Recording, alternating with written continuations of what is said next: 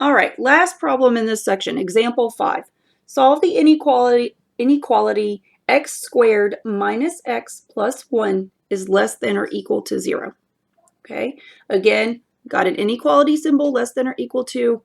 We have a quadratic. This is in the format ax squared plus bx plus c. Okay, so we're going to use the method that we've been using. Okay, notice that one side is already 0. Okay, so we don't have to move anything. Okay, we don't have to rewrite the inequality. We will work with the original inequality. Okay, so let me go ahead and write this in the box. Okay, all right, so that's one less thing to do.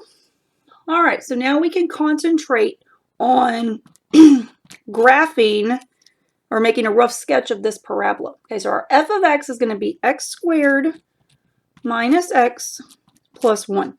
Okay, again, we need our two things. Does this guy open up or down? And what are the x-intercepts? Well, if you look here, okay, the number in front of x squared is 1. The b value is -1. And the constant c is +1. Since the a value is +1, number in front of x squared is positive, the parabola will open up. And now we will go get the x-intercepts. So we're going to set our y value equal to 0. Okay, this is y, if you remember. So we're going to end up with 0 equals x squared minus x plus 1. And we need to solve this quadratic equation. So try factoring or the quadratic formula. If you try to factor this guy, it does not factor. So you're going to have to use the quadratic formula here. All right, so we're going to plug in our a, b, and c into the quadratic formula, -b plus or minus the square root of b squared minus 4ac. Everything is over 2a. So we're going to get, be careful with your signs here. This negative is part of the formula, and b is negative. So this part's going to be the negative of -1 plus or minus the square root of b is -1, that gets squared, minus 4 times a times c. Everything is over 2a. And now we need to simplify. So we will work under the square root. This is going to be +1 plus or minus underneath the square root. -1 squared is -1 times -1. That will turn positive. And then we're subtracting 4. Okay, 4 times 1 times 1 is 4. So you're going to end up with something negative under the square root. And we've seen this before. Okay, when you reach a situation like this, square root of -3, that's an error. Okay, you can plug that into your calculator. It's going to give you an error message. Okay, and remember what that means. Your whole goal, you were trying to solve this equation to get the x-intercepts, and you ran into a problem. And that just means there are no x-intercepts. All right, even though there are no x-intercepts, you can still solve this problem. This does not mean there's no solution necessarily, okay? So you can still make your rough sketch. Watch. All right, we are going to put the x-axis down. There are no x-intercepts at all, okay? So kind of weird here because you don't have a point to go by. But remember, the parabola opens upward. So think about this. The parabola opens upward.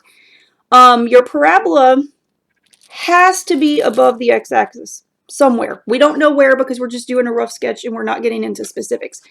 If your parabola opened downward, well, we know it doesn't open downward, but if you drew the parabola a different way where it wasn't completely above the x-axis, I'm going to put it in a different color, okay?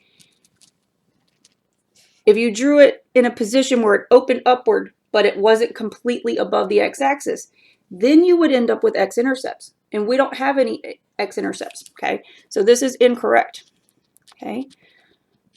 Hopefully you understand, since the parabola opens upward, we know that, okay?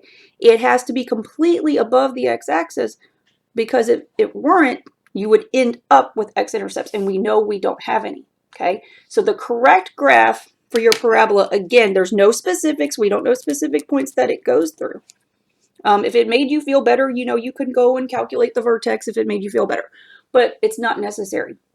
You know that this parabola will open upward and be solely above the x-axis.